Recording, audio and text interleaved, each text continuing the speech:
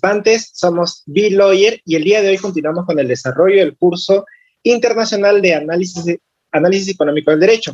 En esta ocasión nos acompaña la doctora Tatiana González, quien disertará el tema referido a el análisis económico de la contratación internacional. Estimada doctora, muy buenas noches. ¿Me puede indicar si nos escucha, por favor?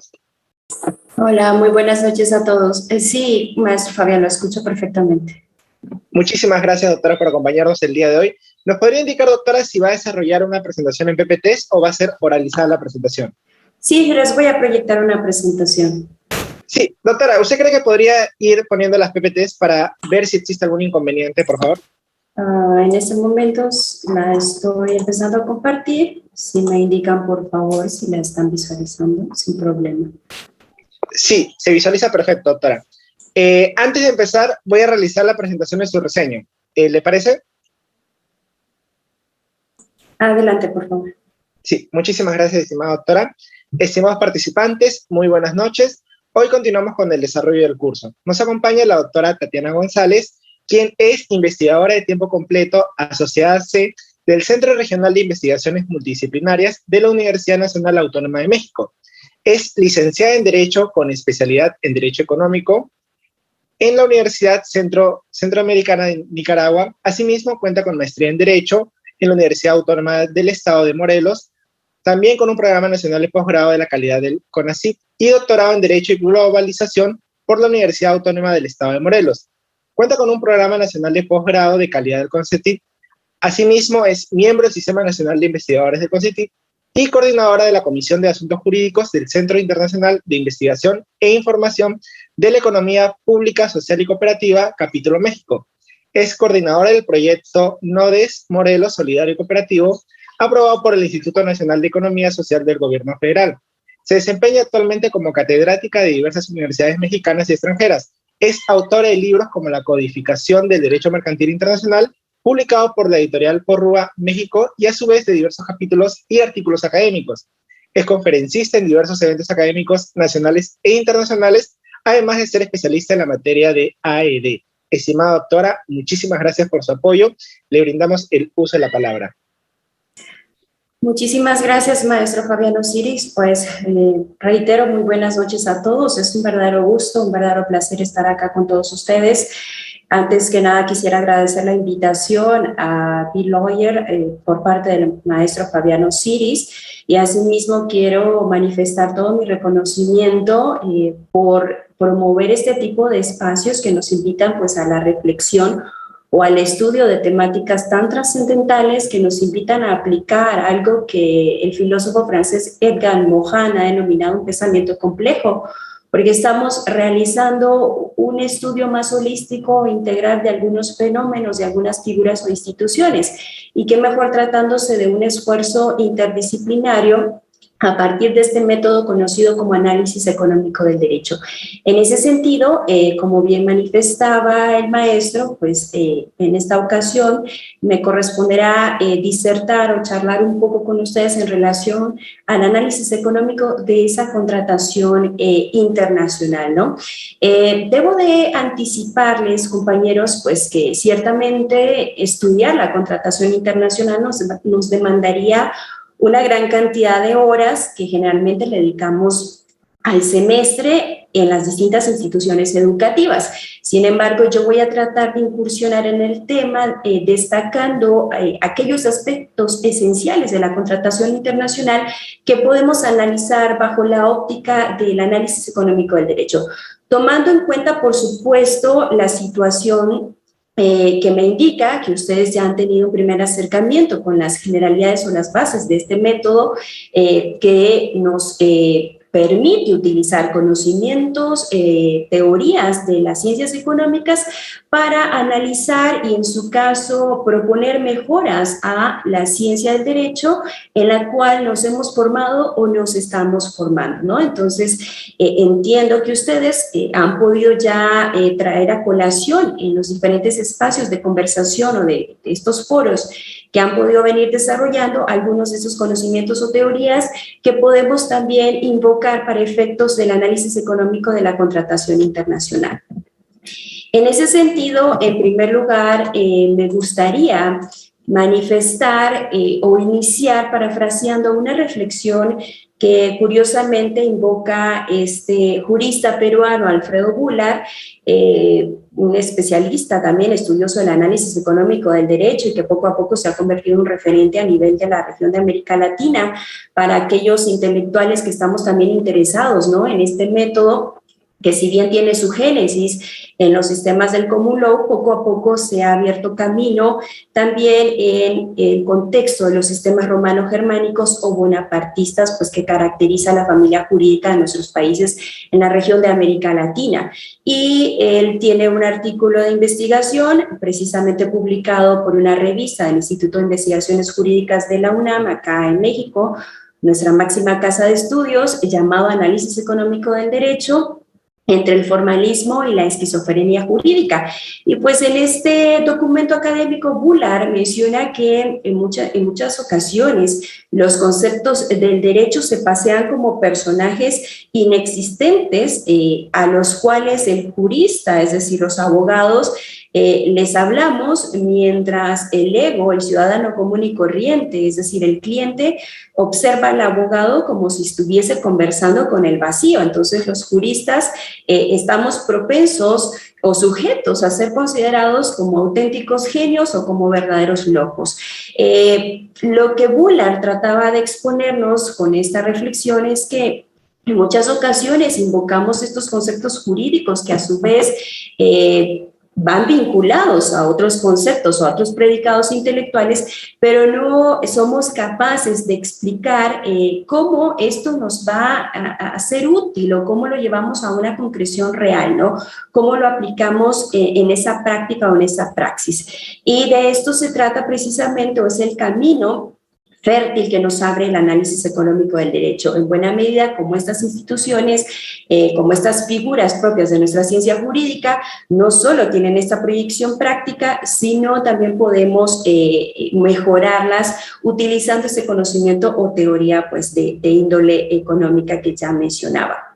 Y bueno, también debo de manifestar entonces que al referirnos de contratación internacional vamos a traer a colación varios conceptos jurídicos, varias instituciones y figuras que provocan una ruptura con las conjeturas tradicionales clásicas a las cuales estamos acostumbrados o bajo las cuales nos hemos formado la mayoría de nosotros, sobre todo en generaciones anteriores. Es decir, estos conceptos que son propios de la contratación internacional y que devienen de toda una dinámica de la globalización, que es el fenómeno que nos caracteriza hoy en día, pues ciertamente nos alejan de esa zona de confort. Y qué mejor utilizar el análisis económico del derecho para poder entender en buena medida cómo estos conceptos llevan a una parte o nos llevan a esa parte práctica y ciertamente cómo pueden abonar a dos ingredientes relevantes que son propios del análisis económico del derecho, como son la eficiencia y la eficacia. También me gustaría mencionar tres aspectos muy relevantes antes de iniciar los tópicos esenciales, ¿no?, de la contratación internacional y el análisis económico que podemos realizar de la misma. En primer lugar, el tipo de contratación que se ha internacionalizado y ha provocado esa ruptura que les comentaba de las conjeturas tradicionales clásicas con las cuales la mayoría de nosotros nos hemos formado, ha sido la contratación mercantil, es decir, una contratación comercial con vocación mundial. Efectivamente, nos vamos a encontrar contratos que impactan, por supuesto, en el derecho civil, pero que para efectos de una proyección internacional no han alcanzado la creación o no han logrado el diseño de un andamiaje legal completamente autónomo y distinto de la normativa doméstica. Entonces, es relevante que el análisis económico del derecho, cuando nos referimos a contratación internacional, nos quede claro que nos estamos enfocando prioritariamente en estos contratos o esas transacciones que implican el intercambio de bienes y servicios entre sujetos ubicados en distintas latitudes del mundo, ¿no? Entonces, en buena medida, ese derecho mercantil internacional ha desechado el derecho doméstico y ha configurado, como les mencionaba, todo un andamiaje legal no estatal. Si nosotros recordamos un poco nuestras clases de derecho internacional privado, y la mayoría de las instituciones educativas a nivel de América Latina están armonizadas en ese sentido, pues recordaremos que el derecho internacional privado tiene 3 objetos de estudio en particular. Por un lado, la condición jurídica de los extranjeros en un determinado territorio nacional. También estudia las relaciones jurídicas de índole civil y familiar que implican elementos de extranjería y que son o que se pueden resolver o son resueltas por parte del derecho internacional privado a partir de métodos muy específicos, como son el sistema tradicional conflictual, como es el caso de las normas de aplicación inmediata o las normas materiales. Pero al fin y al cabo, estos métodos que se proponen para esas relaciones jurídicas civiles o familiares con elementos de extranjería nos terminan llevando a la aplicación de un derecho nacional, de un derecho interno, como veremos un poco más adelante. En cambio, el tercer objeto de estudio del derecho internacional privado lo constituyen las transacciones comerciales o transacciones mercantiles con vocación internacional. Reitero, se trata de esos intercambios de bienes y servicios para satisfacer necesidades, pero con un fin de lucro que llevan a cabo comerciantes, personas físicas o generalmente y mayoritariamente personas morales y jurídicas que se ubican o cuyos establecimientos comerciales se encuentran en distintas latitudes del mundo, ¿no? Es decir, son transacciones que traspasan las fronteras nacionales y que precisamente han demandado a estos comerciantes y a toda la comunidad internacional crear un andamiaje legal propio. Y de ahí devienen una serie de figuras, instituciones que son ajenas al derecho doméstico en buena medida y que nos han demandado también a nosotros, los estudiosos del derecho, ponernos a tono con esa realidad. Y por otro lado, como hablamos de intercambio de bienes y servicios, estamos hablando entonces de normas que regulan la conducta de individuos que son parte del mercado. Como ustedes saben, el análisis económico del derecho se encuentra mayoritariamente formado por teorías o conocimientos de una economía propuesta por la escuela neoclásica. Esto no lo podemos negar. Probablemente ustedes ya hayan discutido un poco o van a discutir sobre algunas críticas que se hacen al método del análisis económico del derecho, pero en principio se ha admitido pues que sí, la mayoría de estas teorías que tomamos en la ciencia económica nos referimos a una economía como tradicionalmente se nos ha enseñado y es este sistema económico hegemónico, prioritariamente capitalista, o lo que ideológicamente nosotros conocemos como neoliberalismo, ¿no? Entonces, el mercado en este tipo de sistema económico juega un papel primordial, porque la economía la entendemos clásicamente como aquella ciencia que procura organizar la distribución de recursos escasos para fines o usos alternativos, ¿no?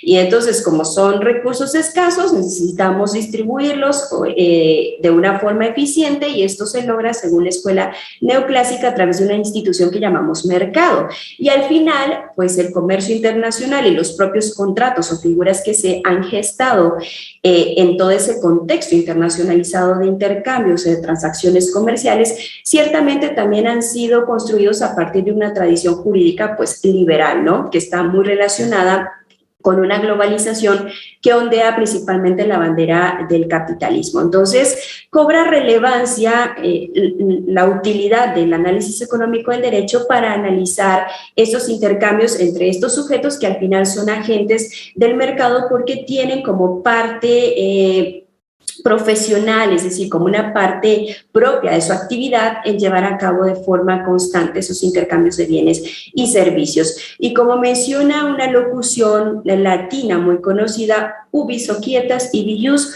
donde hay sociedad, pues hay derecho, y hablamos de una sociedad mercante que se ha construido prácticamente en este contexto de la época contemporánea, influenciada, como les decía, por estos procesos de globalización. No me voy a detener a discutir lo que es la globalización porque es un concepto bastante polisémico, conflictual y hasta ambiguo, pero sí vale destacar pues que la globalización, aparte de promover la interdependencia entre los diferentes estados y a su vez entre los distintos sujetos que integramos las diferentes sociedades, gracias al boom de la tecnología de la información y la comunicación, vale la pena destacar que también ha provocado la fusión de algunos espacios o ámbitos estatales que tradicionalmente estaban separados, y con esto me refiero a las economías nacionales con la intención de fomentar pues una economía mundial única, ¿no? Entonces es válido que el análisis económico del derecho lo empleemos para analizar normas que en buena medida regulan un costo o beneficio para un conjunto importante de sujetos, y en este caso entonces nos referimos a esa contratación que llevan a cabo estos sujetos mercantes contemporáneos, ¿no? Entonces, habiendo destacado al tipo de contratación y las razones por las cuales nos vamos a referir a esta, me gustaría entonces entrar en materia. ¿Cómo vamos a utilizar el análisis económico del derecho, o vamos a hacer un análisis económico de este tipo de contratación en específica que he delimitado en este momento?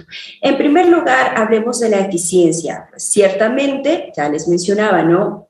La economía neoclásica nos dice los recursos son escasos, se deben de distribuir, o estos recursos se deben de asignar de forma eficiente, y generalmente nos decantamos por la institución llamada mercado para que se encargue de la asignación de estos recursos. Bien, y en ese sentido, pues traemos también a colación un poco las teorías de eficiencia que desarrolló, más que un economista, era un ingeniero, Wilfredo Pareto, italiano, y seguramente ustedes ya han escuchado hablar sobre el óptimo de Pareto y el criterio de Pareto, ¿no? El óptimo de Pareto, que nos menciona que una situación es eficiente si solo se puede lograr que un individuo mejore si otro empeora. Es decir, las cosas están tan bien hechas, es decir, ha sido una distribución, una asignación de recursos tan eficientes que yo solo voy a provocar que una persona tenga otro beneficio,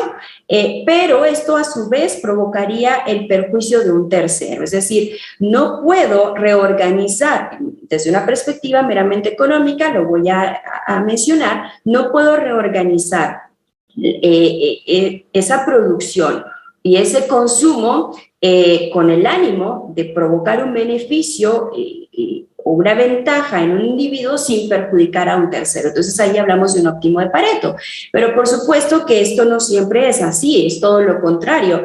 En muchas ocasiones pues los recursos se asignan de tal forma pues que hay mucho descontento entre los individuos. Entonces aquí opera lo que se llama el criterio de Pareto. Significa que una situación posterior puede ser mejor a una situación anterior si una persona o varias personas mejoran, pero nadie ha empeorado. Es decir, de los que estamos en esta sala, pues 3 mejoramos nuestra situación, pero no empeoran los demás, ¿no? Entonces, esto implica el criterio de Pareto y nos lleva o nos enfoca hacia la eficiencia. ¿Y cómo las personas en ese caso pueden lograr mejorar? ¿Cómo logramos que ya no estemos en este descontento alguno de nosotros porque se hizo la asignación de los recursos, pero estamos ante un descontento evidente porque a lo mejor lo que a mí me fue asignado no me es útil, o yo considero que otro bien tiene más valor para mí y me interesa obtener ese bien? Pues ciertamente lo hacemos a través de los intercambios, ¿no? Los intercambios que realizamos los sujetos mejoran nuestras situaciones y provocan esa eficiencia de la que nos hablaba Pareto. Entonces, los sistemas contractuales son relevantes porque cuando hablamos de intercambio de bienes o de servicios, necesitamos un soporte legal, y como abogados sabemos que ese soporte legal debe de ser un negocio jurídico, la fuente principal de las obligaciones, a la cual nosotros hemos llamado contrato. Visto el contrato como una especie del género convenio y que implica o se caracteriza por generar derechos y obligaciones, ¿no? Un acuerdo de voluntades. Entonces, en ese caso, a través de un contrato y los intercambios que ese contrato va a soportar legalmente, ambos sujetos están mejorando y la idea es que ningún sujeto pues empeore, ¿no? Si a mí me interesa obtener un bien inmueble, pues ciertamente puedo celebrar un contrato de compra-venta con un sujeto que esté interesado en obtener ese bien inmueble y que probablemente lo valore en cierto precio, igual yo lo valoro en un precio, llegamos a una negociación y al final los dos sujetos tenemos un beneficio, porque si yo valoro ese bien inmueble, voy a hablar de una cantidad irrisoria, por supuesto, para que el ejemplo sea más ágil en cuanto a su comprensión, 2.000 y el otro sujeto valora el otro sujeto, me refiero al comprador que desea obtener ese bien, lo valora en 2.500 y logramos negociar el precio de ese bien por 2.300, pues los dos ganamos, el win-win, ¿no? Los dos estamos ganando, estamos mejorando nuestra situación, estamos obteniendo un beneficio, que un beneficio no necesariamente implica algo monetario. Si estamos analizando pues este método precisamente del análisis económico del derecho, los beneficios pueden ir más allá de lo monetario, ¿no? Yo estoy obteniendo un precio y la otra persona está obteniendo un inmueble que valora, que le gusta y que necesita, ¿no? Entonces también obtiene un beneficio. Los contratos nos permiten entonces alcanzar esa eficiencia. ¿Qué pasa? Ahora sí, trasladémonos a la contratación internacional. Recuerdan que les comentaba del derecho internacional privado y que el derecho internacional privado pues ha creado una serie de métodos, pero estos métodos siempre nos van a vincular a una legislación nacional. Y en ese sentido, uno de los métodos más comunes es el sistema tradicional conflictual. Y ese sistema tradicional conflictual no se consideraba, y a la fecha tampoco se considera eficiente ni eficaz, sobre todo para estos comerciantes que necesitaban celebrar ese tipo de negocios jurídicos. Eficiente, pues les decía, si los recursos son escasos, necesitamos asignarlos de forma eficiente sin que haya algún tipo de pérdidas, ¿no? No podemos perder esos recursos porque esto sería injusto, ¿no? Igual, si nosotros hablamos de eficiencia en un plano meramente coloquial, es muy similar a la perspectiva económica o al enfoque que le da la economía a la eficiencia. Pues si yo digo yo soy un trabajador eficiente, significa que obtengo muy buenos resultados con un uso de recursos más limitados o con algunos recursos, es decir, invierto menos tiempo, invierto menos material y al final obtengo muy buenos resultados. Entonces soy eficiente y la economía es muy parecido, ¿no? Ese enfoque de la eficiencia, ¿no? Entonces no podemos tener ese tipo de desperdicios en la economía y en materia jurídica es similar, ¿no? Entonces el legislador no puede hacer desperdicios con la normativa, y estoy hablando en un término genérico, no ley, sino que quiero referirme a la norma jurídica en cuanto al género, porque en contratación internacional vamos a enfocarnos a instrumentos internacionales de dos naturaleza. Entonces, en ese sentido, pues la legislación también debe ser eficiente y eficaz. La eficacia, nosotros como abogados estamos más familiarizados con ese término, ¿no? Sabemos que una legislación es eficaz porque está conectada a dos principios también torales en el ámbito jurídico, que son la seguridad y la certeza, ¿no? Seguridad y certeza jurídica, que implica que los individuos destinatarios de la norma tengamos conocimiento de su contenido y su alcance, ¿no? O como diría Manuel Atienza, pues hablamos de racionalidades de la norma jurídica desde una perspectiva pragmática y teleológica. Lo que decía Atienza era, pues pragmatismo implicaría que la conducta de los destinatarios de esa norma jurídica se termine adecuando a lo prescrito por esa ley o por esa norma jurídica, ¿no? Y teleológica, ojo, estoy hablando de teleológica, no teológica, teleológica, está relacionado con la finalidad, ¿bien? Es decir, que la norma jurídica cumpla los fines sociales para los cuales fue creada, ¿no? Y en muchas ocasiones la legislación lamentablemente adolece de esas racionalidades y tiene una falta, pues, de eficacia, y es donde el legislador provoca ese tipo de desperdicios, ¿bien? Pero regresando entonces a lo que les comentaba, el sistema tradicional conflictual no resulta eficiente ni eficaz. ¿Y por qué? Bueno, vamos ahorita a aterrizarlo con un ejemplo. ¿Cómo funciona el sistema tradicional conflictual? Porque es un método que sigue vigente en el derecho internacional privado, pero se utiliza sobre todo para resolver relaciones jurídicas de índole civil o familiar que ya les comentaba, en las cuales encontramos elementos de extranjería y lo que implica un conflicto. ¿Por qué un conflicto? Porque ese supuesto de hecho va a vincular a dos o más ordenamientos jurídicos y entonces entramos en la disyuntiva cuál de esos ordenamientos jurídicos voy a aplicar para darle solución al probable conflicto que se ha generado pues a partir de esa relación o ese vínculo jurídico, ¿no? Entonces tenemos un supuesto de hecho concreto ante un juez de la Ciudad de México, un sujeto invoca la nulidad de un contrato, pero sucede que ese contrato no se celebró aquí en la Ciudad de México, sino que se celebró en Argentina. Y él está invocando la nulidad porque no cumplió con los requisitos de forma previos. Entonces presenta esta petición o esta pretensión ante un juez en un foro distinto del lugar donde se celebra el contrato, es decir, acá en México. El juez, por supuesto, debe de conocer esta situación y, por otro lado, él identifica un elemento de extranjería. Los elementos de extranjería pueden ser subjetivos u objetivos. Nacionalidad, domicilio, hablando de los subjetivos, objetivo puede ser lugar de celebración del contrato, de ejecución, por ejemplo, del acto jurídico, etc.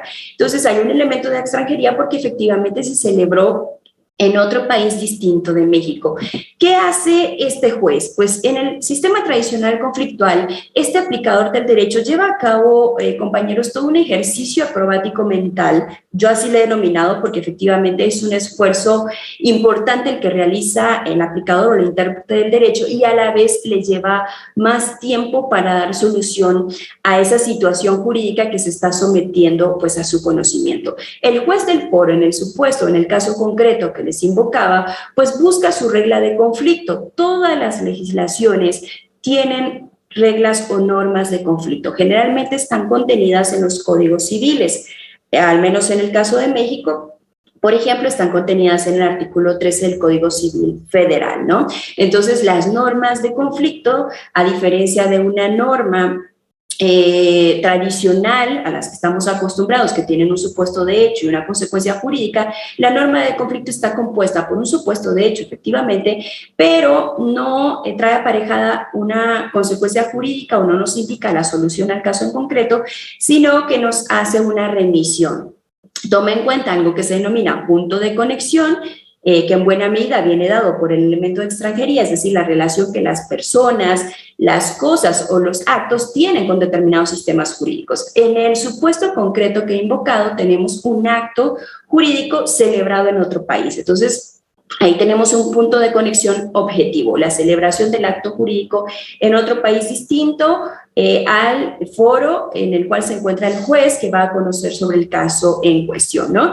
Entonces, consulto la norma de conflicto, bueno, el juez lo hace, y en ese sentido nos vamos a encontrar con esta dinámica. El artículo 13, fracción cuarta del Código Civil Federal de México dice que para el caso de este tipo de contratos, pues obviamente celebrados en otros países, el derecho aplicable será el del lugar en el cual fue celebrado ese contrato. Entonces, me está remitiendo a la legislación argentina, porque el gran conflicto que tiene el juez es determinar, muy bien, tengo un contrato celebrado en Argentina, la situación se está conociendo acá por parte de un juez de México. ¿Qué legislación? Y es muy probable que una de las partes contratantes sea mexicana, porque si esta parte está sometiendo este conocimiento de probable nulidad del contrato a un juez mexicano, es muy probable que la parte que haya contratado una de las partes sea mexicana. Entonces, tenemos dos sujetos, lo celebraron en Argentina, muy bien, entran en conflicto o en contacto dos sistemas jurídicos, dos ordenamientos en concretos, México y el ordenamiento de Argentina. A ver, ¿cuál de los ordenamientos, entonces, o con base en cuál de los ordenamientos voy a resolver la circunstancia en concreto? Voy a determinar si ese contrato o no es nulo. Y dirán ustedes, pues al final Argentina y México pertenecen a la misma familia jurídica, no pasa nada. Son sistemas romano-germánicos, bonapartistas, del civil law, ¿no?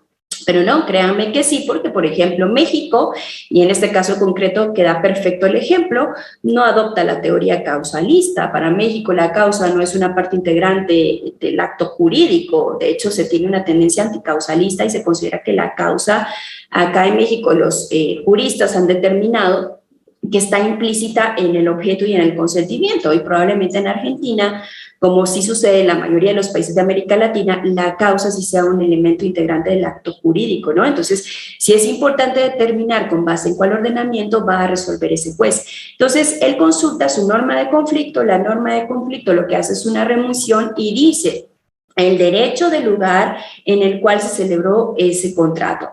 Argentina, ¿no? Me voy al derecho argentino, reviso su código civil y el artículo 12 tiene una norma de conflicto en el mismo sentido que la norma de conflicto mexicana, y dice, efectivamente, para este tipo de contratos celebrados en otros países o en otros contextos nacionales, pues se aplica el derecho del lugar en el cual se celebró, ¿no? Entonces es coincidente y vamos a tener, o el juez va a tener que resolver de conformidad a la norma sustantiva, ahora sí, la norma sustantiva, ya no la conflictual, sino la norma sustantiva extranjera, es decir, va a consultar las disposiciones jurídicas específicas de ese Código Civil argentino que determinen cuáles son esos elementos de validez o elementos esenciales propios de un contrato para resolver si ese contrato es nulo o no es nulo. Bien, entonces ese es el sistema conflictual. Y ojo, estoy colocando un ejemplo bastante ágil porque en ocasiones la norma conflictual extranjera no acepta el envío que está haciendo la norma conflictual de ese otro país y lo que puede provocar un reenvío. Entonces esto se puede volver mucho más complejo.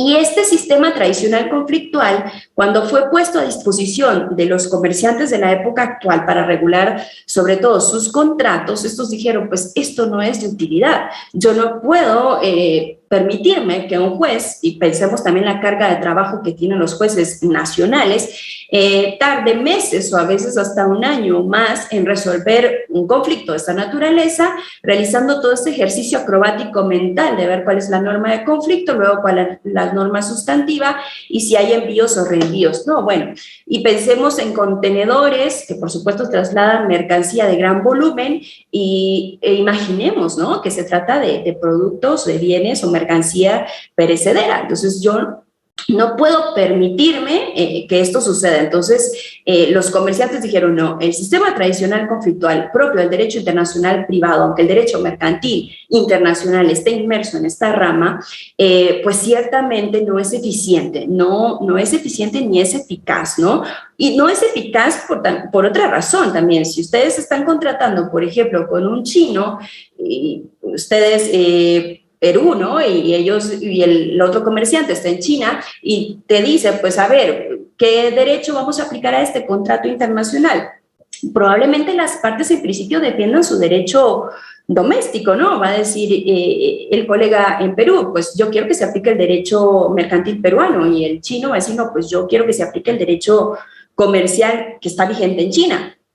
Y el colega peruano va a decir, no, pues ahora sí que eso está en chino, de verdad que sí, porque primero el idioma, la barrera de los idiomas, las familias jurídicas, a ver cómo yo voy a ir a litigar allá a China, esto no es eficiente, no es eficaz, porque yo no conozco, recuerden, ¿no?, conocer, tener conocimiento del contenido y alcance de las normas. Yo no conozco como comerciante peruano y muy probablemente mis abogados, pues la legislación en China y viceversa.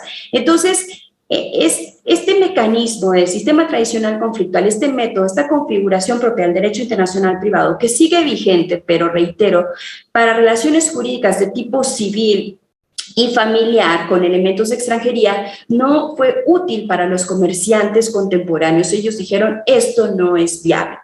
Por ahí observaba dentro de los temas que han tenido la oportunidad de desarrollar o que creo van a desarrollar, se encontraba el análisis económico de la lex mercatoria. Si ya tuvieron la oportunidad de comentarlo, pues recordarán que la lex mercatoria surge sobre todo en el siglo XI, aproximadamente en la Baja Edad Media, y en esa ocasión sucedió algo muy parecido a lo que acontece sobre todo a partir de los años 60 con los comerciantes que llamamos contemporáneos, ¿no? Sobre todo las grandes empresas transnacionales. Pues en aquella época, en la Baja Edad Media, compañeros, pues a ellos se les ofrecía el corpus iuris civilis, heredado de los romanos, pero ellos decían, pues los gremios y corporaciones de comerciantes de esa época decían, pues es que este derecho o este corpus iuris no es apto para regular las transacciones o los intercambios que nosotros llevamos a cabo. Entonces ellos crean algo que se conoce como lex mercatoria, este aforismo latino que se traduce como ley del comerciante, y ellos empiezan a crear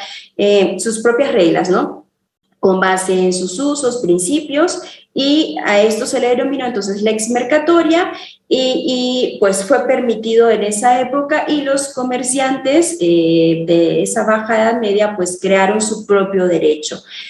Acontece algo similar a partir de los años 60. Se empieza a notar que los comerciantes desechan la legislación doméstica porque es una legislación, en primer lugar, rezagada. Obviamente el cambio de las estructuras económicas, y más hablando de un proceso de globalización, en un momento dado deja rezagado al sistema jurídico, y más tratando de sistemas jurídicos positivos como los nuestros, lo deja rezagado, y pues esas disposiciones jurídicas ya no son capaces de tomarle el pulso a esa realidad de una economía internacional o de un comercio internacional. Entonces, esto por un lado. Por el otro lado, les decía, ¿no? Lo propio, si yo aplico la legislación doméstica, no solo está diseñada para transacciones más simples y no tan complejas como aquellas que implican trasladar mercancía, extraerlas o sacarlas de un determinado país para importarlas a otro, pues esto es mucho más complejo, hay muchos más riesgos, ¿no? A propósito del análisis económico del derecho, de costos y beneficios y de los riesgos y costes de transacción, de los cuales también vamos a hablar. Entonces, para los comerciantes el derecho doméstico no está preparado para resolver las cuestiones que se generan de sus transacciones o relaciones con vocación mundial. Entonces, ellos empiezan a aplicar sus propios usos, empiezan a establecer sus propias reglas a través de organismos internacionales, porque con la globalización, el nuevo escenario internacional, compañeros, ya sabemos que no solo están ubicados ahí los estados, sino que también aparecen en ese proscenio mundial otros sujetos internacionales que han cobrado gran protagonismo, al igual que los estados, y estos sujetos se llaman organismos internacionales. Entonces, a través de los organismos internacionales, los comerciantes dicen, vamos a crear nuestras propias reglas, y por supuesto cuentan con la anuencia de los propios estados. Bien, entonces tenemos diversidad de organismos internacionales que atienden la regulación de ese tipo de transacciones, porque recordemos que la globalización ha provocado no solo nuevas problemáticas, sino relaciones que deben de estar sancionadas por el derecho. El derecho ha tenido también, en buena medida, dicen algunos colegas, ha tenido que mutar genéticamente, es decir, ha hecho una mutación genética porque ha tenido que transformarse, ha tenido que establecer nuevas figuras para atender esas regulaciones transnacionales, ¿no? Que anteriormente no demandaban en un plano doméstico. Entonces, por ahí nos encontramos una Comisión de las Naciones Unidas para el Derecho Mercantil Internacional, una Cámara de Comercio Internacional, que sobre todo esta Cámara de Comercio Internacional viene a ser el canal que les ha permitido a estos comerciantes contemporáneos establecer sus propias regulaciones, ¿no?, para sus intercambios. El Instituto de Roma, UNISOA, o la Organización Mundial del Comercio, en fin, son varios entes internacionales que podemos ubicar, ¿no? Y estos entes internacionales crean instrumentos de dos naturaleza, y estos instrumentos han provocado entonces que la legislación mercantil internacional para efectos de los contratos sea mucho más eficiente. Quizás ustedes han escuchado estos dos términos, anglicismos, el hard law y el soft law. El hard law, derecho duro, sobre todo representado por convenciones, acuerdos, tratados internacionales. En la mayoría de los países, por ejemplo acá en México, se consideran sinónimos y tienen los mismos alcances legales, que implican negociar el instrumento en el seno de estos organismos internacionales, firmarlo por parte del Ejecutivo, sea el jefe supremo o un representante plenipotenciario, y por supuesto implica la ratificación por parte del Legislativo. En México, por ejemplo, tenemos un Congreso de la Unión, es decir, un legislativo bicameral, y la Cámara de Senadores, así establecido por la propia Constitución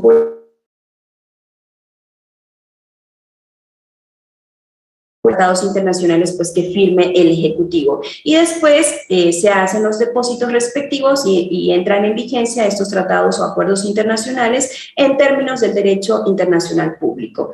Pero los tratados internacionales precisamente tienen algunos escollos o algunos obstáculos que pueden permear en la eficiencia que estamos buscando con ese tipo de ordenamiento, y que estos propios agentes económicos o del comercio están buscando, esa eficiencia y esa eficacia. Y es el hecho de que en muchas ocasiones los tratados internacionales podemos invertir años negociando. Y una vez que están negociados, compañeros, no todos los estados dicen inmediatamente yo o levantan la mano para formar parte de esos tratados, y en muchas ocasiones se requiere cierto número de depósitos, es decir, ciertas firmas y ratificaciones por parte de los países, generalmente 15, 20, depende del tratado internacional y de lo que se haya negociado para que pueda entrar en vigencia. Por ejemplo, hay una convención llamada Reglas de Rotterdam sobre el transporte parcial o totalmente marítimo, que es el más utilizado para el intercambio de mercancías. A propósito de contratos internacionales, se trasladan a través de estos buques navieros que llevan a cabo este tipo de vínculos en las empresas navieras, y pues esta convención se negoció y estaba lista en 2008, estamos en el 2021 y a la fecha no ha entrado en vigencia porque necesita 20 depósitos para tal efecto. Entonces, esto también pues dificulta la eficiencia, y es por esta razón que hay instrumentos internacionales que regulan este tipo de contratos que son de naturaleza no vinculante, es decir, soft law o derecho suave. Es decir, el hard law es aquel instrumento vinculante porque pasa por el procedimiento ya establecido: convenciones, tratados, acuerdos internacionales. El soft law o derecho suave lo podemos identificar con una terminología tendiente a términos, reglas, recomendaciones, códigos de conducta, leyes modelo, aunque curiosamente en el plano doméstico para nosotros una ley es coercitiva, en el plano internacional las leyes modelo sirven como un patrón de ley que pueden seguir las legislaciones nacionales para armonizar su normativa en determinada temática. Ejemplo, la ley modelo en materia de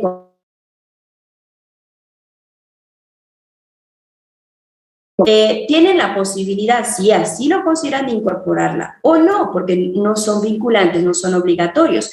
Y por supuesto que aquí la autonomía de la voluntad de estos sujetos llamados comerciantes juega un papel relevante. De ahí esa eficiencia, ¿no? Porque con base en la autonomía de la voluntad, estos instrumentos se pueden incorporar en los distintos contratos, ¿bien? Y también es mucho más fácil actualizarlo. Si actualizamos un tratado internacional, implica un procedimiento bastante lento. En cambio, el soft law, el grupo de expertos lo actualiza generalmente cada 5 o cada 10 años. Entonces, esto fomenta, sin lugar a dudas, esa eficiencia de la cual les vengo hablando. Ahora, ya habiendo destacado este aspecto en cuanto a eficiencia de la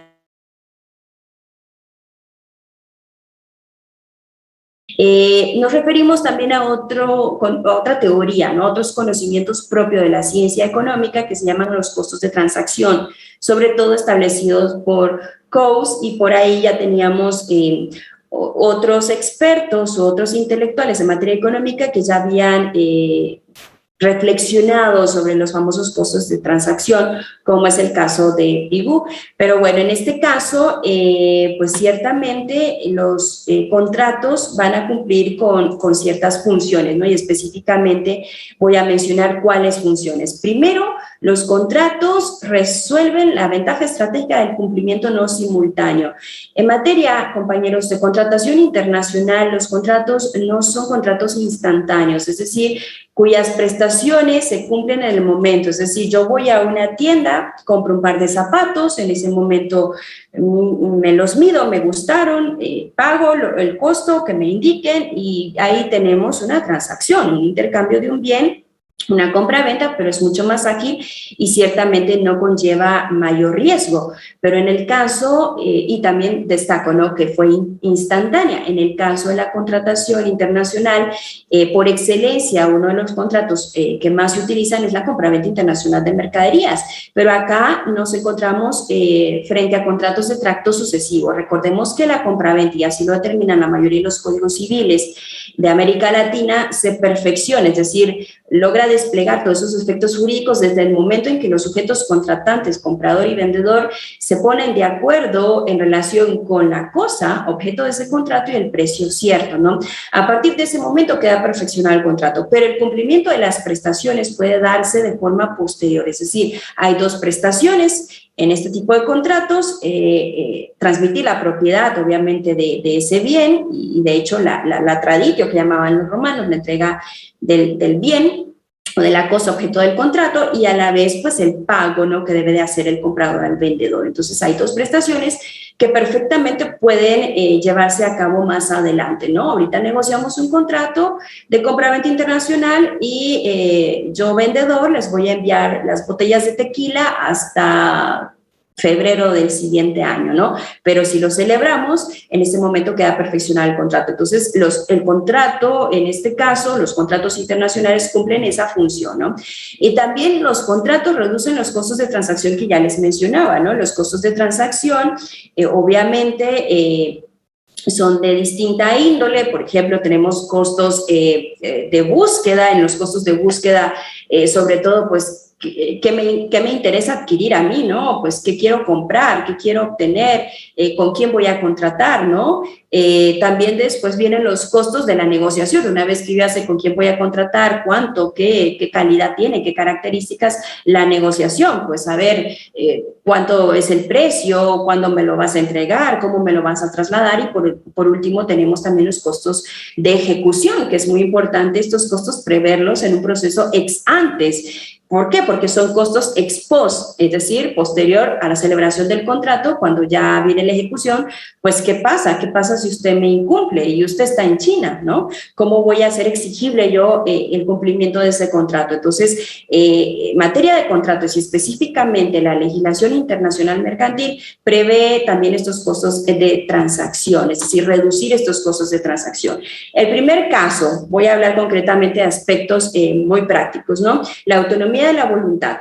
En materia de la legislación mercantil internacional tenemos un principio toral, que es el principio de libertad contractual, es decir, las partes pueden pactar lo que ellos tengan a bien. Es importante destacar pues que en el ámbito internacional no encontramos, vamos a decirlo así, como límites a esta autonomía. Refiriéndonos a un contexto doméstico, hablamos pues del orden público, hablamos de las buenas costumbres, la moral, según lo determinan la mayoría de los códigos, tomando como referencia pues la tradición bonapartista, ¿no? El Código Civil de 1804. Pero no significa que en el ámbito internacional puedo hacer y deshacer y puedo contratar lo que a mí se me ocurra, ¿no? Por supuesto que hay algo que se denomina jus cogens y que son normas imperativas que no pueden ser modificadas por acuerdo posterior. Pero bueno, en principio hay un principio rector que es la libertad contractual. Y aquí encontramos, compañeros, miren qué interesante cómo también reducimos los costos de transacción a través de una autonomía de la voluntad que se despliega en dos perspectivas, una autonomía material y una autonomía conflictual. La autonomía material es aquellas cláusulas que comúnmente nosotros celebramos en este tipo de contratos y que en un contrato doméstico o nacional de compraventa también son comunes. Me refiero a la cosa objeto del contrato, qué características tienes, cómo la vas a embalar, qué medio de transporte vas a utilizar, qué precio, ¿no? En qué momento me la vas a entregar, en qué fecha, etcétera, en qué puerto me la vas a entregar o en qué punto me lo vas a entregar. Entonces, ahí tenemos la autonomía material, pero en el ámbito de la contratación internacional también juega un papel muy importante la autonomía conflictual y reduce estos costos de transacción. Como buenos abogados, nosotros, tratándose de un contrato internacional, tenemos que incluir dos cláusulas. Siempre, si no incluimos esas cláusulas, vamos a tener costos de transacción mucho más elevados en el momento de la probable ejecución de ese contrato, es decir, ex post. Me refiero a la cláusula del derecho aplicable. A ver, ¿qué derecho vas a aplicar? Estás hablando de dos sujetos cuyos establecimientos comerciales están ubicados en distintas partes del mundo. El derecho del comerciante que está en China o del derecho del comerciante que está en Perú, pues cada uno, les decía, va a pugnar probablemente, ahora ya no tanto porque los comerciantes también ya tienen claridad de que hay un derecho mercantil internacional que les es más útil que su legislación nacional y que está mucho más modernizada según las nuevas estructuras económicas. Y bueno, pero lo común podría decirse es que cada uno va a pugnar por aplicar su derecho doméstico, pero no. En el derecho aplicable, la tendencia de un buen abogado y que quiera reducir esos costos de transacción va a ser señalar un derecho internacional, ¿no? Puede ser un instrumento de hard law o derecho duro, una convención, o puede ser un instrumento de soft law con base en la autonomía de la voluntad. Generalmente son los instrumentos de soft law porque son aquellos los cuales están más actualizados y son creados por un conjunto de expertos y sobre todo a lo interno de la Cámara de Comercio Internacional. Bien, y la otra cláusula que es parte de esa autonomía conflictual que no debe faltar se refiere a la jurisdicción. A ver, ya me indicaste cuál es el derecho aplicable, ahora indícame quién va a resolver en caso de que tengamos algún tipo de conflicto. Pues si ninguna de las partes se incumple, perfecto, ya la hicimos, el contrato y todas las operaciones se llevaron a cabo adecuadamente, pero pues si una de las partes incumple o nos encontramos con una situación que va a generar una pretensión y una contrapretensión, tenemos un conflicto. La jurisdicción nacional no es que esté prohibida la autonomía de la voluntad. Si las partes determinan un tribunal de lo nacional que va a resolver ese conflicto, adelante, pero la tendencia va a ser elegir un tribunal internacional, y con eso me estoy refiriendo a métodos alternos de solución de controversia, prioritariamente el arbitraje. Entonces, queremos reducir costos de transacción, necesitamos incorporar estas dos cláusulas. ¿Qué pasa si estas dos cláusulas no están incorporadas? Vamos a tener serios problemas, vamos a tener que esperar a que el juez o el árbitro determine cuál va a ser el derecho aplicable, que desentrañe cuál ha sido la voluntad de las partes, saber cuál es el derecho con el cual se tiene más proximidad para poder aplicarlo, ¿no? Y la jurisdicción también va a ser un poco complicado determinar, pues, quién va a resolver si es que esto no lo logramos prever en el contrato, como sí debería de hacerse para reducir esos costos de transacción que ya mencionábamos.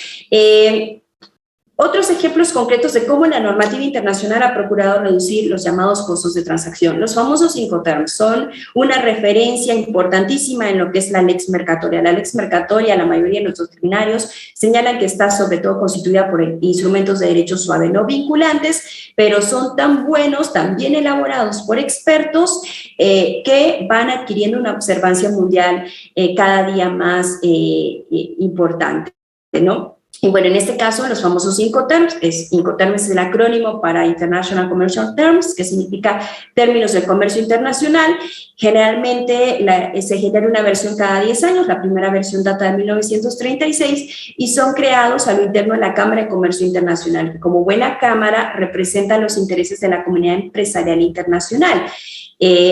Prácticamente las grandes empresas de la mayoría de los países y que llevan a cabo ese tipo de operaciones, pues ciertamente se encuentran activas en esa Cámara de Comercio Internacional. La última versión data del 2020, esto significa que a partir del año pasado, muchos abogados nos tuvimos que poner a tono, a entender, bueno, cómo va cambiando la versión cambia porque las estructuras económicas cambian, y más en un contexto de globalización donde es una espiral de aceleración continua y irreversible, y pues si cambian las estructuras económicas, el derecho comercial también se tiene que poner a tono con esos cambios, ¿no? Entonces se van gestando algunos cambios, la nueva versión tiene...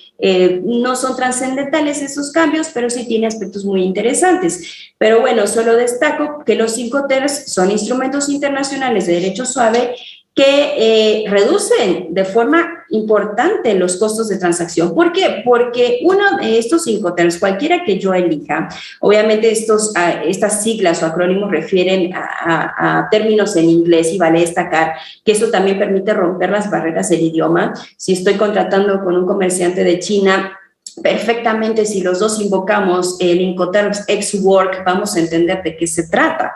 Bien, entonces, y así sucesivamente. Cada uno de estos Incoterms me va a determinar cuáles son las obligaciones del vendedor y comprador. El caso del ex-work, por ejemplo, el tiempo no nos permitiría, por supuesto, analizar cada uno, pero en el ex-work se entiende que el ex-work es un Incoterm que van a utilizar sobre todo empresas que se están apenas dedicando a la exportación, que no entienden muy bien esa dinámica y están en un proceso bastante incipiente. ¿Por qué? Porque el ex-work implica que el vendedor cumple con su obligación de entregar la mercancía en las propias instalaciones de su empresa o su fábrica. Entonces, el comprador debe de ir por esa mercancía a las instalaciones y, por supuesto, al país donde está la fábrica o la empresa de ese comerciante que apenas está iniciando los procesos de exportación. Precisamente como no es muy avesado en esto, entonces el comprador va y en ese momento que hace entrega de la mercancía, pues ya el vendedor ha cumplido y a mí pues yo ya cumplí, ya hice entrega la mercancía. Lo que suceda con la mercancía una vez que salga de las instalaciones de mi fábrica, eso ya es responsabilidad del comprador, ¿no? Entonces, a esto me refiero a los riesgos. Los Incoterms determinan en qué momento se transfieren los riesgos del vendedor al comprador, ¿no? Y los costes, saber quién va a cubrir el transporte, quién de los dos, comprador o vendedor, va a contratar un seguro para las mercancías por si algo sucede, quién va a realizar el despacho aduanal de exportación y el de importación, ¿no? Cada Incoterm tiene obligaciones, riesgos y costes muy específicos y va variando la carga de estos para el vendedor o para el comprador, ¿bien? Y depende de la negociación. Entonces, los Incoterm son una maravilla del derecho mercantil internacional para reducir los costes de transacción. Por otro lado, nos encontramos con otra figura muy interesante que probablemente ya la han traído a colación en otros espacios, la famosa teoría de la imprevisión o excesiva onerosidad sobreviniente. Vale destacar que aunque algunas legislaciones nacionales contemplan la teoría de la imprevisión, hay otras que no. Por ejemplo, el Código Civil Federal de México no la contempla, hay otras legislaciones que la admiten vía jurisprudencial, pero hay otras que de plano ni vía legislativa ni jurisprudencial admiten la teoría de la imprevisión. Y la excesiva onerosidad sobreviniente se ha convertido pues en una figura trascendental, sobre todo en tiempos de pandemia del COVID-19. Aquellos contratos celebrados de forma anticipada a la aparición del COVID-19 realmente son contratos que lograron reducir estos costos de transacción que se elevaron con la pandemia, ¿no? Y aquellos que no, pues qué pena, definitivamente los costos de transacción se elevaron para los sujetos contratantes que no previeron la excesiva onerosidad sobreviniente o una cláusula hardship, como también le llama la legislación anglosajona o el common law, le llama hardship. Si no lo previeron, pues definitivamente elevaron sus costos de transacción. ¿Qué pasa con la excesiva onerosidad sobreviniente? Pues estamos ante una situación, un hecho que es extraordinario, que es imprevisible, que es inimputable para las partes y que cambia las condiciones que existían. En el momento en que celebramos el contrato que se perfecciona, nos pusimos de acuerdo en precio y cosas, se perfeccionó el contrato de compra en agosto del 2019, pero sucede que en diciembre de 2019 un nuevo virus estaba apareciendo en Wuhan, China. En marzo del 2020, la Organización Mundial de la Salud lo declara como una pandemia, el COVID-19, un virus de origen zoonótico, probable vector el murciélago, ¿no? Según lo que dicen algunas investigaciones a la fecha, pero bueno, se declara pandemia global. Latinoamérica no está exenta de esto. En febrero se registra el primer caso en Brasil y en marzo la primera muerte en Argentina y ya el resto de la historia todos la conocemos. Entonces, bueno, ¿qué pasó? Pues tenemos una situación extraordinaria que ninguno de los dos, vendedor y comprador, exportador e importador, nos podíamos imaginar en agosto del 2019 y pues nosotros no somos culpables de lo que haya sucedido en Wuhan, China y por qué razón hoy en día el mundo se está enfrentando pues a esta pandemia. Entonces es inimputable, es extraordinario, es imprevisible. ¿Y qué provoca? Pues puede provocar dificultad en el cumplimiento de las prestaciones o incluso puede provocar un excesivo beneficio para uno de los sujetos contratantes y un excesivo perjuicio para el otro. ¿Qué quiero decir con esto? No sé, es probable de que los insumos para que yo pueda producir estos bienes que acordamos como cosa, objeto de este contrato, hayan elevado su precio precisamente por la pandemia del COVID-19. Entonces, si acordamos un determinado precio y tú a mayo del 2020, que es pues el tiempo o el periodo que determinamos para el cumplimiento de las prestaciones, tú me lo pagas al precio acordado en agosto del 2019, pues yo voy a tener un excesivo perjuicio. Obviamente, quizás con lo que tú me vas a pagar, ese precio ya ni siquiera corresponde a los costos de producción, entonces no tengo ninguna ganancia. Entonces recordemos que el análisis económico del derecho nos dice los contratos son de win-win, ganar-ganar para ambas partes. Entonces, una parte va a tener un excesivo beneficio porque el comprador obviamente va a revender estos productos y a un precio mucho más elevado de aquel que le costó, entonces va a tener un excesivo beneficio. Entonces, los contratos de tracto sucesivo que incorporan una cláusula excesiva onerosidad sobreviniente pueden lograr la renegociación de las prestaciones. Recuerden que nosotros tenemos la máxima pacta sunt servanda. Lo pactado entre las partes se debe cumplir hasta sus últimas consecuencias. Pero la excesiva onerosidad sobreviniente o cláusula hardship que se incorpora en estos contratos de tracto sucesivo nos permiten una excepción al pacta sunt servanda, una renegociación de las prestaciones de común acuerdo entre las partes, o en su momento, si es necesario, pues puede intervenir un juez, por ejemplo, si necesitamos un perito para lograr renegociar estas prestaciones o determinar cuál va a ser el nuevo alcance de estas prestaciones.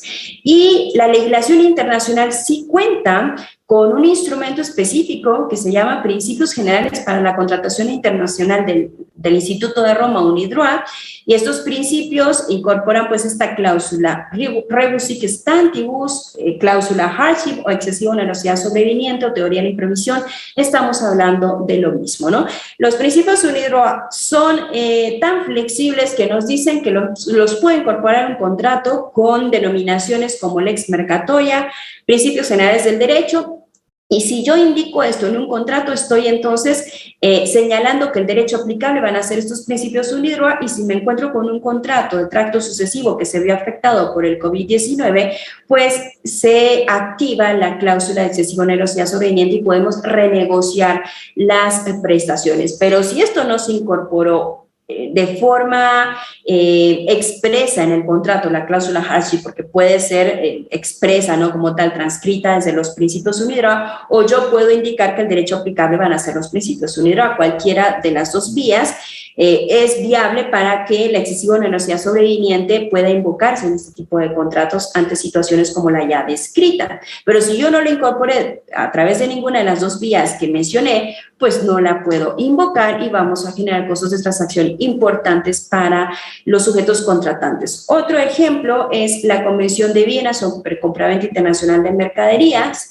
El artículo 79 refiere a la exoneración y más que todo concentra aquello que conocemos como fuerza mayor. Entonces, también muchos contratos internacionales que se regulan por la convención, siempre y cuando los estados en los cuales se encuentran los establecimientos comerciales de estos sujetos sean parte de la convención, porque aquí ya hablamos de un tratado internacional o un derecho duro que es vinculante y obligatorio siempre y cuando los estados lo hayan firmado y ratificado, ¿no?, y se encuentre vigente. Entonces, en este caso, si los comerciantes pertenecen a estos estados partes, pueden invocar también la fuerza mayor, ¿no? Aquí no hay no hay una dificultad del cumplimiento, sino que en fuerza mayor nos encontramos con una imposibilidad a ese cumplimiento. Y un detalle muy importante que quiero destacar, que surgió también con la pandemia del COVID-19, es que antes el artículo 79 de exoneración para muchos entendidos en esta materia únicamente contemplaba la fuerza mayor, más no la excesiva onerosidad sobreviniente. Sin embargo, por allá en 2007, el Consejo Consultivo de esta Convención de Viena sobre contratos de compraventa internacional, es decir, ellos se reúnen de manera constante para reflexionar sobre el contenido de la convención y actualizar y darlo a conocer a todos los operadores del derecho en esta área. Pues ellos se reunieron en 2007, curiosamente, en Wuhan, China, que también es un punto clave para el comercio internacional, y señalaron que el artículo 79 de la exoneración de esta convención no solo aborda casos de fuerza mayor, sino que también incorpora casos de excesiva onerosidad sobreviniente, y también se volvieron a reunir en febrero del 2020 acá en México y reafirmaron esta opinión a través de esta reflexión que hicieron, opinión número 20, ¿no? Este consejo consultivo. Entonces, me parece interesante invocarlo. También para efectos de reducir costos de transacción y eficiencia, hay algo interesante que tiene esta Convención de Viena de 1980. Se llama Convención de Viena de 1980 o Convención Internacional, como les decía, para los contratos de compraventa, también internacionales, ¿no? En este caso, hay una excepción interesante al derecho internacional público, sobre todo, ¿no? Porque el derecho internacional público nos dicen, a ver, un tratado internacional genera derechos y obligaciones para los estados partes, que los hayan, reitero una vez más, firmado y ratificado bajo el procedimiento que establecen sus propias constituciones o leyes internas. Pero Esta convención en su artículo primero tiene un inciso B. El inciso A va coherente a lo que menciono. Cuando esos estados sean estados contratantes, entonces la presente convención se aplicará. Pero el inciso B tiene un dato interesante. Dice, cuando las normas de derecho internacional privado prevean la aplicación de una ley de un estado contratante. Bien, lo explico con un ejemplo práctico. Pensemos Nicaragua y México. Si nosotros revisamos la situación actual de la Convención de Viena en 1980, nos vamos a encontrar que efectivamente México es parte, pero Nicaragua no es parte hasta la fecha. Cada estado decide si es parte o no de esa convención, ¿no? Según sus intereses.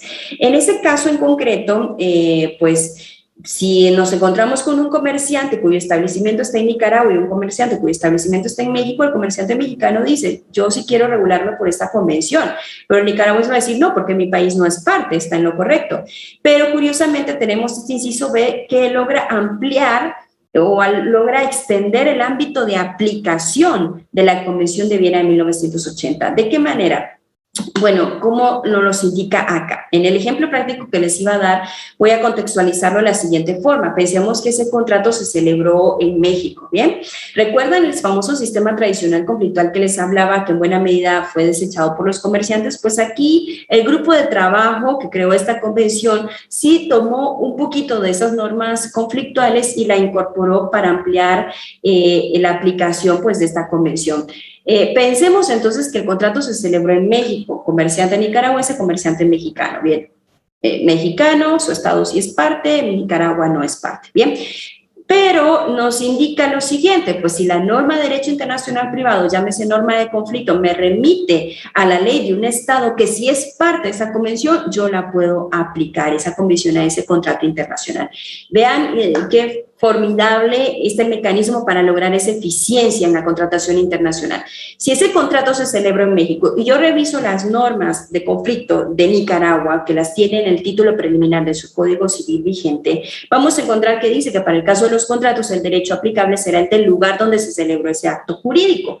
¿Dónde se celebró el contrato en el caso hipotético? Pues en México. Entonces me está remitiendo a la ley mexicana y México sí es parte de la Convención de Viena de 1980. Entonces, con base en este inciso B, puedo aplicar o poner como referente esa convención en ese contrato específico. Otro ejemplo, voy avanzando un poquito más rápido porque creo que el tiempo ya me ha ganado, pero bueno, un poquito más ágil, pero tratando de ser siempre lo más clara posible. Otro ejemplo también de costos de transacción que se reduce es el crédito documentario. A ver, por mucho tiempo también en el ámbito internacional se trabajaron instrumentos que regulaban lo que era la letra de cambio, el cheque en pagaré, pero eso no resulta práctico en una transacción de tipo internacional. Pues si yo le digo al comprador, ¿me vas a pagar con un cheque? Pues sí, me va a decir, pero ¿cómo te entrego el cheque? Pues el cheque es un título de crédito, título de valor y yo tengo que exhibirlo para poderlo cobrar. No puedo exhibir una copia, yo tengo que exhibir pues el documento, ¿no? Un título de crédito pues es el documento exigible o el documento que debo de presentar para hacer exigible el derecho incorporado en este, ¿no? Todos entendemos títulos, valores o títulos de crédito. Entonces yo tendría que viajar a ese país donde es el comprador para que me entregue el cheque. La letra de cambio también se encuentra en desuso, incluso en el plano doméstico. Y el pagaré pues igual, ¿no? La complejidad. Entonces, ya no se utiliza. Ahora lo que utilizamos es un instrumento que reduce costos de transacción y con eso me refiero a las transferencias internacionales de crédito. Pero ojo, para que esto sea mucho más seguro por el riesgo que implica que, a ver, tú me mandas la mercancía, ok, pero yo no puedo pagarte si no tengo la seguridad que esa mercancía esté en camino. Entonces se regula lo que se llama crédito documentario, es decir, que el vendedor entrega la mercancía a un transportista, ya tendríamos que evaluar cuáles son los alcances de la negociación, si el transportista fue contratado por el vendedor o el comprador, bueno, ya depende del contenido específico del contrato o incluso depende del Incoterm que las partes hayan elegido. Pues yo le entrego al transportista, el transportista me va a dar un conocimiento de embarque que también disminuye estos costos de transacción y es propio de un contrato de transporte internacional de mercaderías.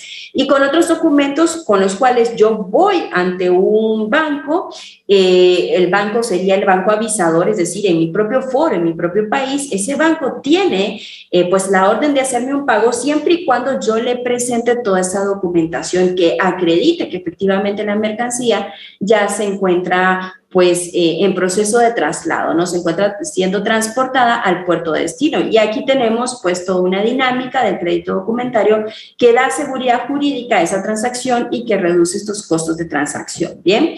Otro aspecto es la carta de crédito stand-by. Igual, el derecho doméstico no me aporta mucho en cuanto a las garantías. No me aporta mucho en el sentido de que no son útiles. Pensemos en las garantías tradicionales que regula nuestro derecho nacional. Pues pensemos en la personal, la fianza, las reales, como el caso de la prenda o la hipoteca. A ver, si hay un incumplimiento y pactamos una prenda o el caso de una hipoteca, pues yo voy a tener que ir a litigar a ese país, muy probablemente, no es práctico establecer este tipo de garantías para precisamente garantizar, ¿no?, el cumplimiento de las obligaciones en ese contrato, ¿no? Entonces, ¿qué pasa en el contexto internacional? Pues se ha creado una figura conocida como carta de crédito stand-by o garantía a primer requerimiento. Entonces, en este caso también funciona a través de las instituciones bancarias. Un banco garantiza, yo voy a mi banco de mi foro nacional, que efectivamente ha recibido una orden por el banco del banco pues del comprador, que ha gestionado pues la posibilidad de activar esa garantía en caso de incumplimiento.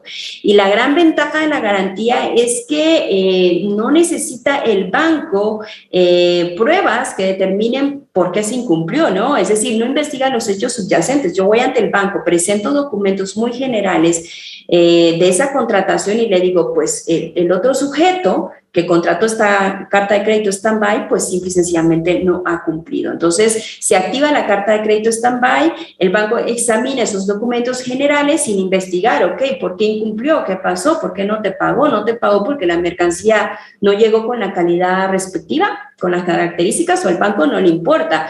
El conflicto que se genere por ese incumplimiento, como dicen acá en México, ya será bronca del vendedor y del comprador. El banco tiene una orden que ante un incumplimiento él activa la carta de crédito stand-by. Incluso el ordenante, en este caso hipotético, yo indico que el ordenante es el comprador, pues el ordenante asume los riesgos de una ejecución incluso indebida de la garantía, ¿no? Que se haya activado y que realmente no haya habido un incumplimiento. Entonces, este tipo de carta de crédito stand-by son muy costosas y únicamente se utilizan para contratos donde el riesgo es muy elevado. Según los costos de transacción, ustedes recordarán de la teoría económica que entre más elevados sean los costos de transacción, menos contratos hay porque hay más riesgo, ¿no? Entonces, en este caso, la carta de crédito stand-by se suele utilizar cuando hay contratos con mayor riesgo, ¿bien? Otro ejemplo de también reducir los costos de transacción y la eficiencia de la normativa internacional en materia de contratación se refiere también a los contratos electrónicos, en materia de comercio electrónico. Por ejemplo, tenemos principios como equivalencia funcional y neutralidad tecnológica. Equivalencia funcional lo que me indica es que se les da el mismo reconocimiento y valor probatorio a los mensajes y firmas electrónicas como si se trataran de documentos físicos, ¿no? Entonces, esto es un principio que me permite en buena medida actualizar todos los instrumentos internacionales que anteriormente indicaban o hacían referencia a documentos físicos, pues ahora hacemos referencia a cuestiones electrónicas y me dice que hay una equivalencia funcional, es decir, los voy a considerar con el mismo valor probatorio. Y la neutralidad tecnológica también es fascinante, cómo mejora esa eficiencia. ¿Por qué? Porque me dice, pues en principio cualquier tecnología es aceptada y si más adelante y con la tendencia que llevamos, pues aparece una nueva tecnología. Facebook anunció, por ejemplo, lo de Meta. Si aparece esta nueva tecnología, no importa, hay neutralidad tecnológica, no importa la tecnología que se utilice, se tendrá validez o tendrán validez ese tipo de contratos que se llevan a cabo por cualquier tecnología, la actual o la que se venga desarrollando a futuro. Entonces vemos cómo mejora esa eficiencia, ¿no? Y evita que el legislador esté haciendo desperdicios, que vuelva a tener que reunirse, negociar un tratado internacional que puede implicar muchísimos años. Entonces aquí tenemos un ejemplo claro de esa eficiencia o de ese análisis económico que podemos hacer en materia de la normativa de la contratación internacional. Y bueno, voy terminando con el caso de las externalidades negativas. Ustedes recordarán que los costos de transacción pueden generar externalidades, pueden generar Costos o beneficios para terceros. Un ejemplo básico, pues si yo fumo, obviamente la persona que está al lado mío le puedo generar un costo en cuanto a su salud, ¿no? Si yo escucho música clásica y a mis vecinos les encanta la música clásica, estoy generando un beneficio. Entonces, son costos o beneficios que se generan de mi propia actividad económica, ¿bien? Entonces, en el caso de las operaciones o las transacciones que llevan a cabo estos comerciantes, mucho cuidado porque sí hay externalidades y externalidades de tipo negativo. Son costos, no son beneficios. Porque yo sobre todo me refiero a la autorregulación de la comunidad mercante. Los comerciantes se autorregulan. La mayoría de los instrumentos que se utilizan en el plano de la contratación internacional son instrumentos creados en el seno de la Cámara de Comercio Internacional, en la cual participan estos propios comerciantes. Si yo, Tatiana González, tengo la oportunidad de autorregularme, por supuesto que me voy a regular en un sentido que me beneficie, ¿no? Entonces, los comerciantes van a buscar ese beneficio mayoritariamente. Y con esto me refiero, por ejemplo, a que la mayoría de los instrumentos de la lex mercatoria no tienen una regulación o referencia en materia de derechos humanos o materia medioambiental. ¿Por qué? Porque esto no es conveniente para los agentes económicos, porque si yo protejo derechos humanos y protejo al medio ambiente, según la lógica económica actual, pues esto me causa mayores costos, ¿no? Entonces, ahí tenemos esta situación que yo la critico, que es importante tomarla en consideración porque no dejan de ser externalidades negativas. Y recuerden ustedes que hay, Coase nos decía, sí, pero hay externalidades negativas que se pueden resolver de común acuerdo entre los sujetos y los costos de transacción son bajos. Efectivamente, las externalidades negativas que pueden suscitarse entre el consumidor y que es el destinatario final de esos bienes y servicios, la mayoría de nosotros somos consumidores, y que se pueden desarrollar, ¿no?, esos conflictos con el comerciante, muchas veces pueden llegarse a acuerdos, ¿no?, que permiten internalizar, así le llama la economía, esas externalidades negativas. Es decir, que en este caso el comerciante, el empresario, pues las absorba, ¿no? En buena medida las incorpora en su actividad económica. Ejemplo, hay algo que se llama contratos click wraps, que son contratos electrónicos. Todos nosotros celebramos ese tipo de contratos a diarios. Cuando descargamos una app, cuando creamos un correo electrónico, ustedes verán que al final en Hotmail me aparece acepto los términos y condiciones y te dice, lea por favor los términos y condiciones. Eso es un contrato click wrap, pero nadie los lee, o bueno, seremos pocos quienes los leemos hasta que entendemos que es un contrato y que me estoy obligando como tal, y con un clic me estoy creando pues esas obligaciones probablemente, ¿no? Pues, ¿qué pasa en este tipo de contratos? Pues hay un acuerdo entre comerciantes y empresarios en el sentido de que no debe de haber intervención todavía del Estado, de los organismos internacionales.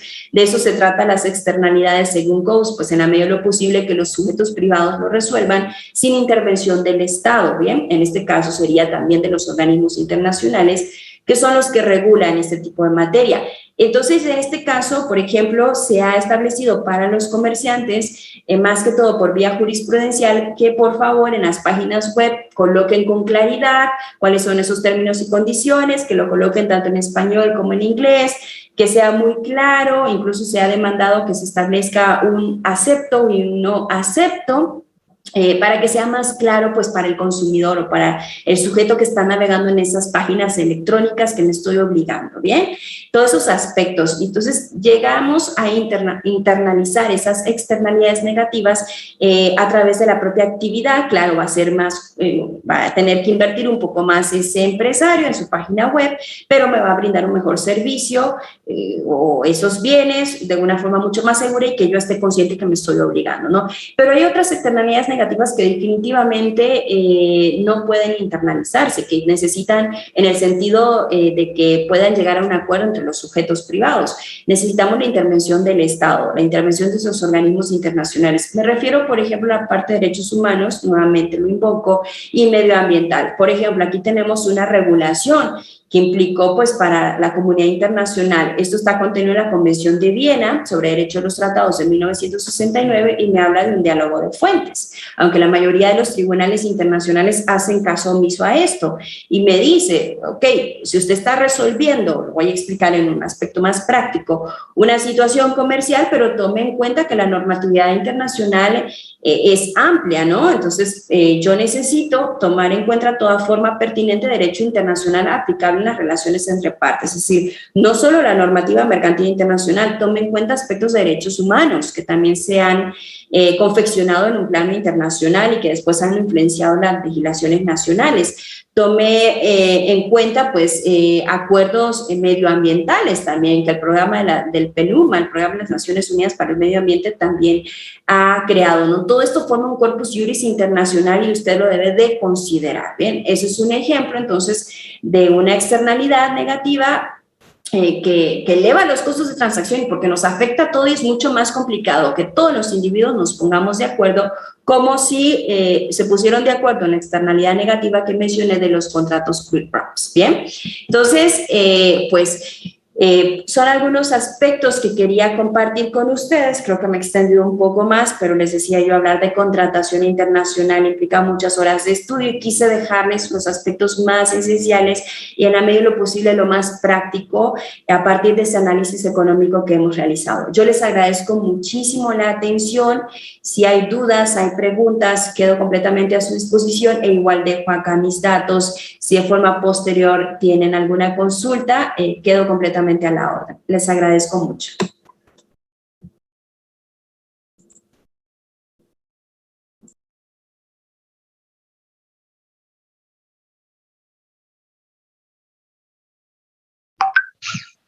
Muchas gracias, estimada doctora, por la presentación. En efecto, hay un par de preguntas por parte de los participantes. Doctora, se las voy a brindar. La primera de ellas, por parte de Ana María, nos comenta: doctora, muy buenas noches. ¿El AED puede permitir una globalización y una economía social? Muchas gracias. Es interesante. Si no escuché mal, al final decía puede permitir una globalización en la economía social. ¿Verdad? Es correcto. Es curioso esta pregunta, sobre todo porque yo estoy trabajando precisamente otras formas de hacer economía, ¿no? Es decir, en mi línea de investigación estamos trabajando ahorita en economía social y solidaria.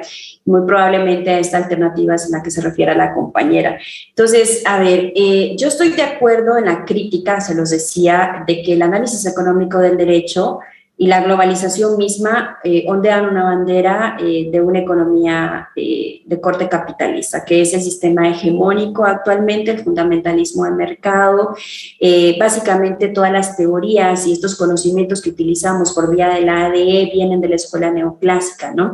Pero la escuela neoclásica también tiene críticas, ¿no? El mercado presenta fallas, las debe o no las debe resolver el Estado. Hay algunos intelectuales también que indican que la economía se nos ha enseñado mal. Pues, nos hemos enfocado en que la economía, les decía yo, es esa ciencia que permite la asignación de recursos escasos para fines alternativos y pues como son escasos necesitamos asignarlos de forma eficiente y eso se logra a través del mercado. Pero ¿qué pasa?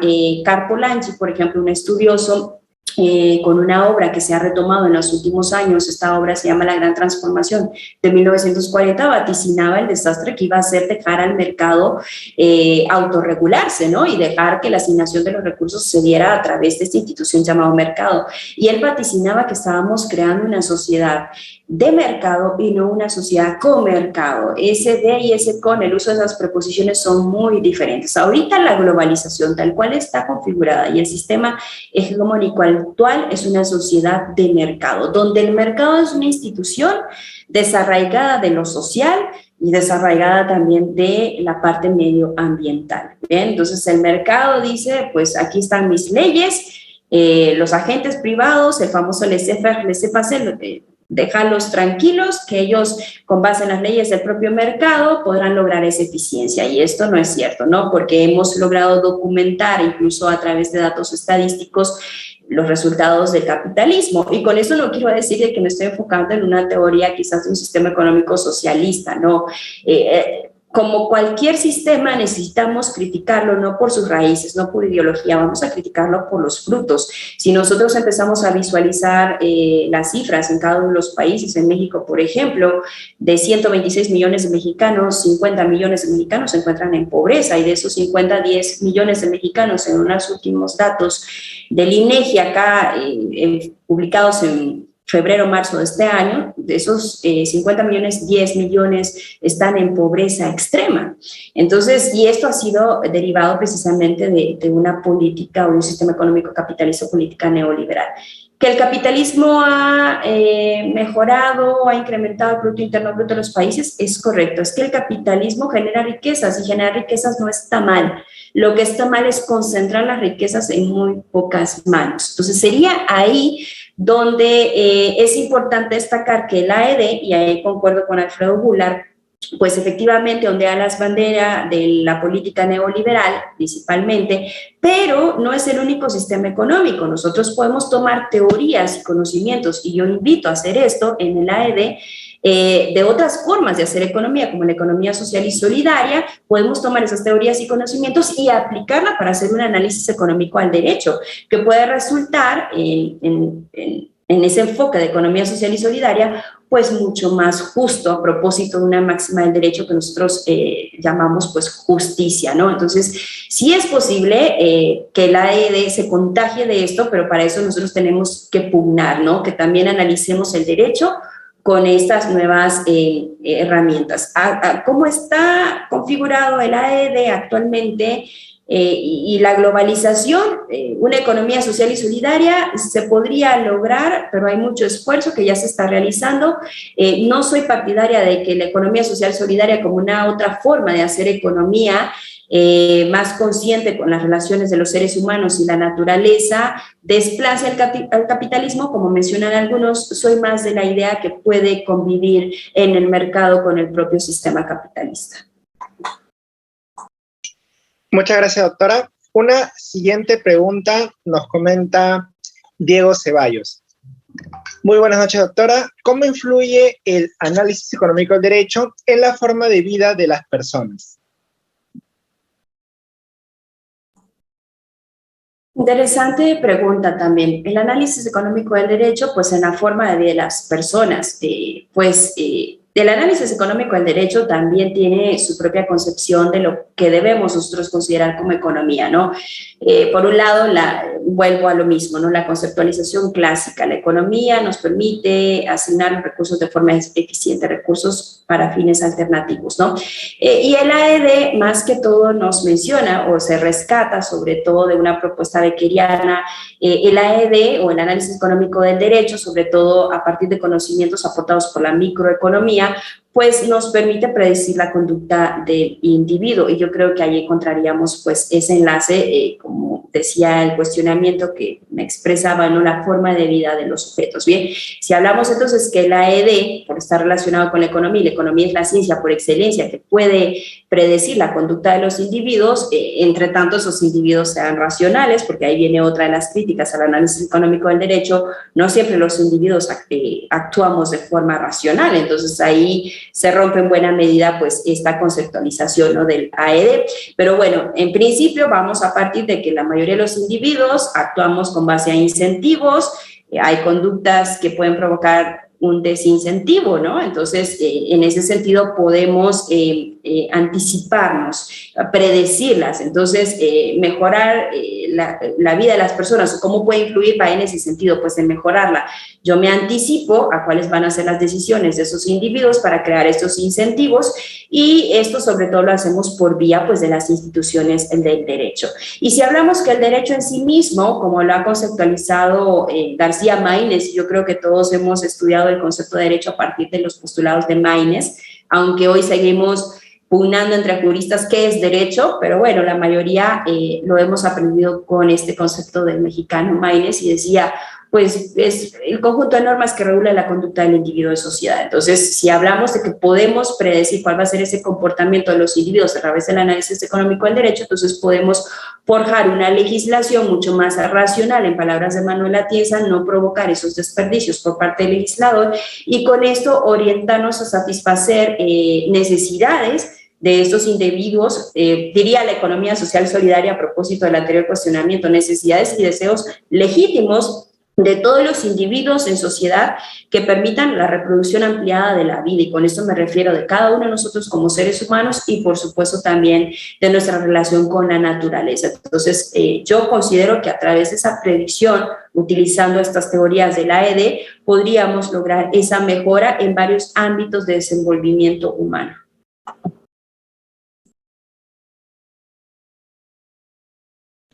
Muchas gracias, doctora. Y una última pregunta formulada por Juan Uchipoma. Muy buenas noches, doctora. Saludos desde Colombia. Mi pregunta es la siguiente. ¿El comercio y la protección del ambiente pueden ser influenciadas por el análisis económico del derecho? Así es, completamente. Fue la última parte. Ya la concluí un poco rápido, ¿no? Por supuesto, yo de hecho hago este análisis a partir de las externalidades, ¿no? Yo les decía, a ver, los costos de transacción, o en los costos de transacción tenemos un problema, que es el problema de las externalidades.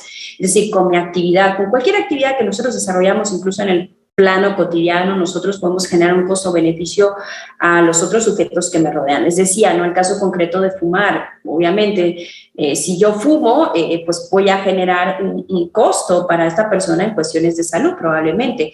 Pero si yo escucho música clásica y a mi vecino, a volumen alto, y a mi vecino le gusta la música clásica, entonces le estoy generando un beneficio, ¿no? Entonces, toda actividad va a generar externalidades negativas o en el plano positivo, es decir, beneficios. En ese sentido, los sujetos privados, si es una externalidad negativa, pueden ponerse de acuerdo. A ver, si yo fumo y tú estás a mi lado y eso te provoca un costo, pues lleguemos a un acuerdo. Entonces yo voy a fumar en otro espacio. O, a ver, no estés cerca de mí cuando yo esté fumando, no solo mi conducta, también necesito una conducta de tu parte, una acción o omisión, y llegamos a un acuerdo y ya evitamos esa externalidad, ¿no? Pero en otras ocasiones las externalidades, eso se le conoce como internalizar, ¿no? Que el sujeto que provoca la externalidad negativa la internalice. En economía significaría que lo incorpore en su actividad económica, ¿no? Por ejemplo, si yo voy a contaminar, ya hablando de la actividad de una empresa, obviamente la propuesta más adecuada sería una legislación que me lo impida. Aquí hablamos de una intervención del Estado que me diga o que me establezca reglas, a ver, usted no puede contaminar. O si va a contaminar y los costos de transacción son menores, es decir, puede contaminar, no voy a tener un costo social mucho más elevado que el costo privado, entonces podemos llegar a un arreglo en el sentido de un impuesto, que era lo que planteaba un poco Pibú, ¿no? Esos impuestos, y entonces usted puede contaminar, o las emisiones de gases de CO2, por ejemplo, las empresas en determinados países tienen permitido ciertas emisiones, entonces ahí llegamos a un acuerdo, ¿no? Un acuerdo entre sujetos privados, o puede ser un acuerdo con intervención del Estado, o en este caso de, como les decía, contratación internacional, organismos internacionales, ¿bien? Pero en el caso de la contratación internacional, y específicamente el derecho mercantil internacional, yo me refiero a que, a mi consideración, hay una externalidad negativa que no puede ser resuelta entre sujetos privados, sobre todo tratándose de derechos humanos y medio ambiente. ¿Por qué? Porque sería un acuerdo muy difícil, porque nos impacta a todos. La cuestión medioambiental no es algo propio de la Ciudad de México, porque ahí tenemos contingencia ambiental cada cierto tiempo, no es propio de los mexicanos que radican ahí, no. La contaminación del medio ambiente, la afectación que se tiene a la capa de ozono es un problema de todos los seres humanos. Entonces, llegar a un acuerdo es difícil. Entonces, ¿qué tenemos? La intervención de los estados. Ahorita tenemos reuniones constantes, por ejemplo, en la ONU, por el cambio climático y lo que se nos viene en algunas décadas si no tomamos medidas. Entonces, eso ya implica una intervención, hay una externalidad negativa que requiere la intervención de los estados, de los organismos internacionales. Entonces, yo considero que el derecho mercantil internacional, que el comercio internacional, en buena medida, esas externalidades negativas deben de dar una intervención. Pensemos en la responsabilidad social empresarial. Si ustedes me preguntan si la responsabilidad social empresarial es obligatoria en un plano internacional para las empresas precisamente transnacionales que van y se trasladan a otro país, no lo es. No hay ninguna convención que sea obligatoria que me diga que debe de darse una responsabilidad social empresarial desde la perspectiva ambiental, desde la perspectiva de la equidad de género, o que sea consonante o que esté en consonancia con los objetivos de desarrollo sostenible. Los mismos objetivos de desarrollo sostenible son instrumentos no vinculantes. No son un tratado internacional, pero bueno, tienen un contenido político y moral que poco a poco provoca que los estados vayan orientados a cumplirlo. Pero bueno, entonces la responsabilidad social empresarial no, los países internamente puede ser que provoquen incentivos fiscales para que algunas empresas actúen con una responsabilidad social empresarial. Entonces, estas cuestiones sí deben de ser atendidas. El análisis económico del derecho nos está indicando que hay externalidades negativas y que deben de ser atendidas y debe de haber una intervención, reitero, vía una legislación internacional adecuada y que esté por encima de los intereses particulares, porque lamentablemente ahorita los intereses particulares están por encima de los intereses sociales. Entonces, tenemos un contexto internacional plutocrático, pero aquí debemos de procurar que ese impacto social sea más importante que el impacto privado, ¿no? Entonces, el análisis económico del derecho nos permite hacer esta reflexión. Muchas gracias, estimada doctora, por las respuestas a las preguntas formuladas. Eso sería todo por la presentación del día de hoy. Por parte de todo el equipo de B-Lawyer y los participantes, queremos extender nuestro más sincero agradecimiento por acompañarnos y esperamos que nos pueda acompañar en futuras oportunidades. Muchísimas gracias, doctora. Muchas gracias, maestro Fabián Osiris, y muy agradecida con todos. Yo quedo completamente a sus órdenes. Ha sido un verdadero honor compartir con ustedes este espacio. Que estén muy bien. Muchísimas gracias, doctora. Tengan una buena noche. Estimados participantes, acabamos de finalizar la presentación. Nos estaremos viendo el día de mañana. Muy buenas noches con todos.